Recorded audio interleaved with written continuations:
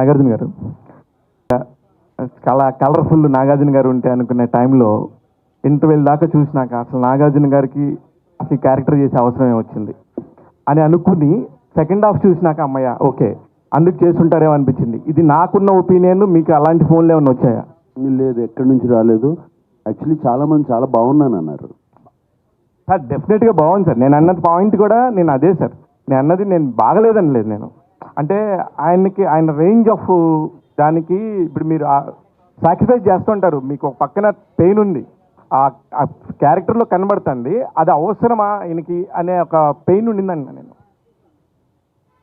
అంటే మరి క్యారెక్టర్ ఒప్పుకున్నప్పుడు చేయాలి కదా, అది ఒప్పుకునే కదా చేసింది. ఒక డిఫరెంట్ క్యారెక్టర్ వచ్చిందని అవసరమా లేదా అనేది ఇక అది ఏమని చెప్పను. అవసరమా అని అన్నీ అవసరమే. మాకు యాక్టర్లకి క్యారెక్టర్స్ చేయడం చాలా ఇంపార్టెంట్. శేఖర్ గారు sir, first congrats sir. Thank you. Biggest block buster కొట్టారు. థ్యాంక్ యూ అండి. Thank you sir. అంటే ఈ సినిమాలో ఈ ఆయిల్ నిక్షేపాలు దొరకడం అనేది సినిమాలో మెయిన్ పాయింట్. రీసెంట్ టైమ్స్లో కూడా ఇండియాలో యాదృచ్ఛికంగా అరేబియా మహాసముద్రంలో ఆయిల్ నిక్షేపాలు దొరికినాయి అంటారు. సో దానికి అంటే మీరు చాలా అడ్వాన్స్డ్గా ఆలోచించి కథను తయారు చేసి ఉంటారు. బట్ ఇప్పుడు ఆ ప్రాసెస్ జరుగుతుంది ఇండియాలో. సో దానివల్ల ఇండియా ఆర్థిక వ్యవస్థ మొత్తం మారిపోయి చమురు మనం విదేశాల నుండి చమురు దిగుమతి చేసుకోవాల్సిన అవసరం లేకుండా పోయింది. సో ఈ పాయింట్కి మీకు అసలు ఎలా అనిపిస్తుంది ఇప్పుడు అలా జరగటం?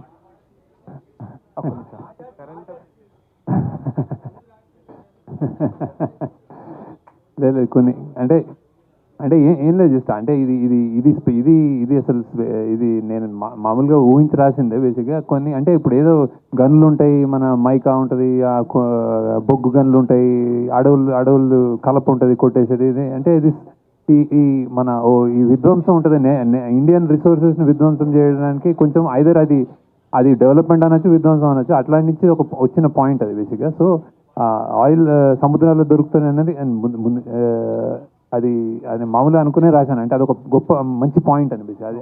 సో ఇప్పుడు దొరికిందంటే హ్యాపీ. ఇంకా ఎంత దొరికితే అంత హ్యాపీ కదా. ఈ ఆయిల్ నిక్షేపాలతో మీకు మీ ప్రొడ్యూసర్ కుబేరులను చేశారు మీరంతా. సార్ ఇది ఏ పొలిటికల్ పార్టీకి సంబంధించిన సిద్ధప్ప అయి ఉండొచ్చండి మామూలుగా. అంటే సినిమాకి సంబంధించి మీరు తీసుకున్న పాయింట్ అది అందరికి తెలిసిన పాయింట్స్ యాక్చువల్లీ. ఇప్పుడు గవర్నమెంట్ గురించి కూడా మాట్లాడుతున్నప్పుడు అనేక సార్లు కూడా దీనికి సంబంధించి మాట్లాడారు. దీనికి సంబంధించి పేర్లు చెప్పలేను కానీ గ్రూప్స్ గురించి కూడా మాట్లాడారు. ఇది ఇది ఇది ఏ పొలిటికల్ పార్టీ అని మన దేశ చరిత్ర ఇది. ఒక పొలిటికల్ పార్టీ అని కాదు.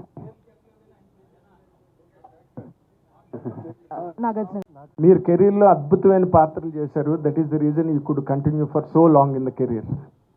ఈ సినిమాలో నాగార్జున గారు కాదు, అండ్ స్లైట్లీ హీరోయిజం ఉన్న క్యారెక్టర్ కూడా కాదు. చిన్న విలనిష్ టచ్ ఉంటుంది ఫిల్మ్లో, తర్వాత మళ్ళీ గిల్టీ క్యారెక్టర్ కింద టర్న్ అవుతుంది. లాస్ట్ ఫైనల్గా సాక్రిఫైజింగ్ రోల్గా ఎండ్ అయింది సినిమాలో. మీరు ప్రధానంగా ఈ క్యారెక్టర్ని ఎంచుకోవడానికి కారణం ఏంటి? What is your personal experience as an actor who has done an number of characters in the career?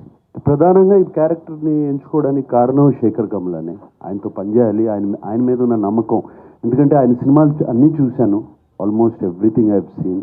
ఆయన క్యారెక్టర్స్ని ఎంత బాగా జస్టిఫై చేస్తారో తెలుసు. ఈ కథ విన్నగానే నాకు అనిపించింది నాది మెయిన్ క్యారెక్టర్ అని. ఎవ్రీబడి నా చుట్టూ తిరుగుతున్నారని స్టార్టింగ్ నుంచి ఎండ్ వరకు. మేబీ స్క్రీన్ స్పేస్ ఇంకోళ్ళకి ఎక్కువ ఉండొచ్చు, but that is not the criteria. నాకు ఈ కథ వినగానే this is Deepak's film from start to ending. కథ విన్నగానే అండ్ శేఖర్ చెప్పినప్పుడు కూడా అలాగే చెప్పాడు నాకు.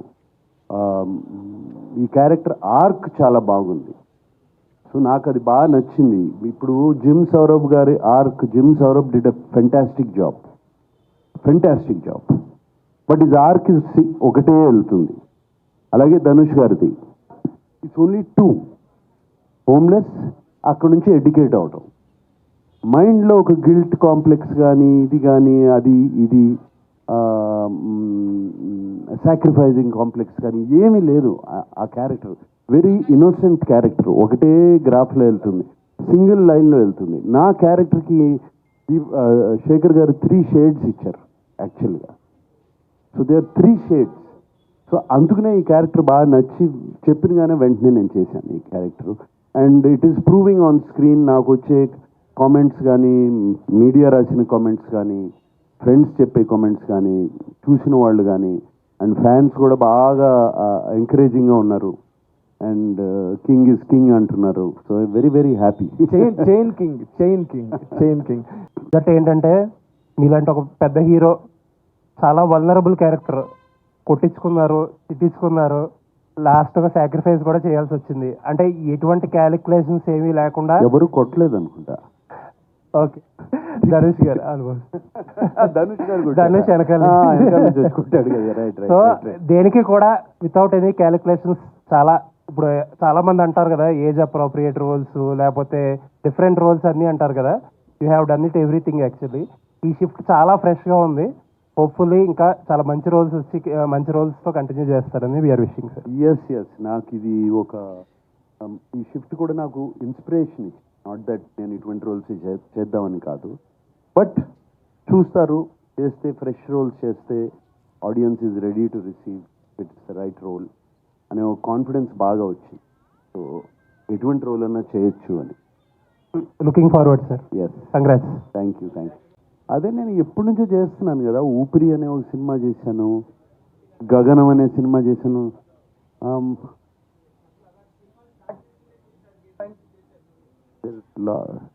లాట్ ఆఫ్ ఫిలిమ్స్ బాగా క్యారెక్టర్గా అంతమంది సినిమా చేశాను నేను. పెద్ద క్యారెక్టర్ గ్రే షేడ్స్ అనేది కాదు, క్యారెక్టర్ జనాన్ని యాక్సెప్ట్ చేస్తే ఏ షేడ్ అయినా కూడా పర్వాలేదు.